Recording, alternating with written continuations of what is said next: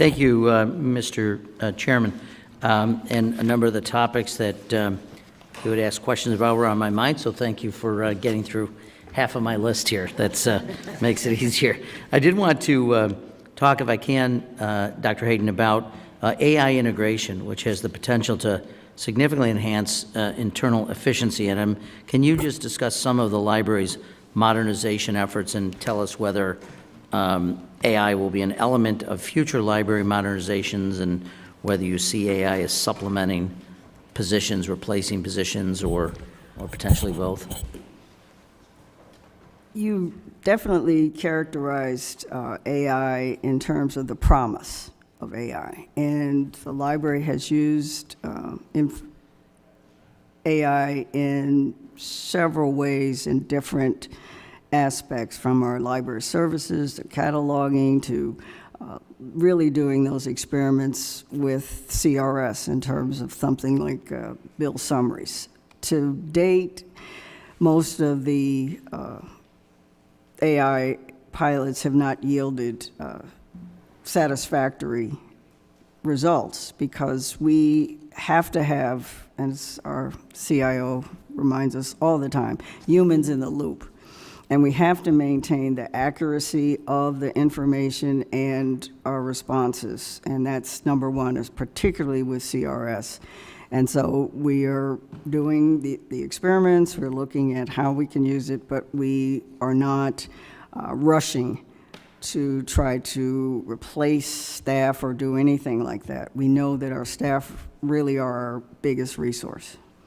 Yeah, just to follow up, and I see our new CRS director, Dr. Donfried, here, and we had a brief conversation last week about this as it relates to CRS. Could you just talk about the value of AI data-driven tools in the CRS analysis and how this might enhance the quality of support provided to members of Congress?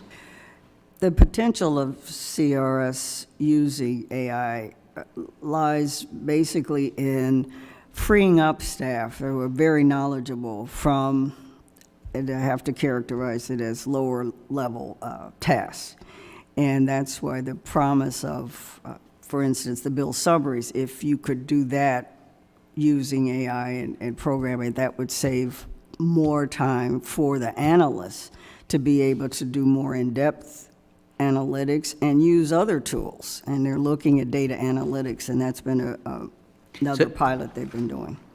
I appreciate that, and I note that, you know, while AI is clearly continuing to get better and it's an extraordinary tool, that there are moments still when you get information back that you know is not right. So it does take a fair amount of human oversight. And to that end, have you budgeted or started thinking about training for staff so that they can, you know, appropriately use the tool to advance the mission at CRS or at the library just more broadly? The library more broadly, and CRS in particular, yeah. And we already have digital labs and experimentation that's going on, so that's budgeted in with that, and we are hopeful that some of the tools will develop, but at this point, they're not ready. Yeah. I want to shift just briefly in the last minute or so that I have. The library's 2024 to 2028 strategic plan, anchored by the theme of Library for All. And I know that reflects your commitment and the library's commitment to ensuring that all individuals, regardless of geography, background, age, ability, can benefit from the resources. Can you describe some of the recent work the library has done to expand digital collections and how this is helping reach broader audiences?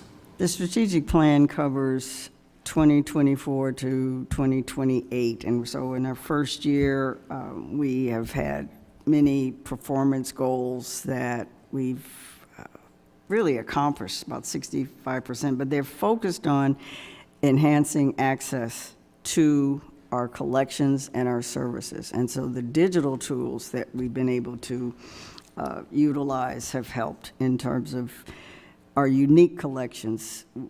It may not be something that people realize that when the library makes the collections available, we're talking about our unique collections, the diaries of Teddy Roosevelt, things that people would only have been able to see in person. And so at this point, that's been a major part of what we've been doing, as well as in our strategic plan is the training of the staff and cross-training as well. And that's been very exciting for a lot of staff members. Well, I thank you, Madam Chair, and I have to unfortunately leave for a House Appropriations Defense Subcommittee in just a few minutes, so I want to, again, thank you. I do, one last question. I asked you last year to help decide whether we use the term comic books or graphic novels, because there's a big dispute in my difference. family. Do you want to help us solve this? Comic books are a distinct format, and graphic novels are I think that's the same answer you gave me last year, so hasn't at least you're changed. consistent, if nothing Hasn't else. changed, so, and both are very good gateways to reading. Very good, which is the most important thing. Thank you very much for being here and your service, and I yield back.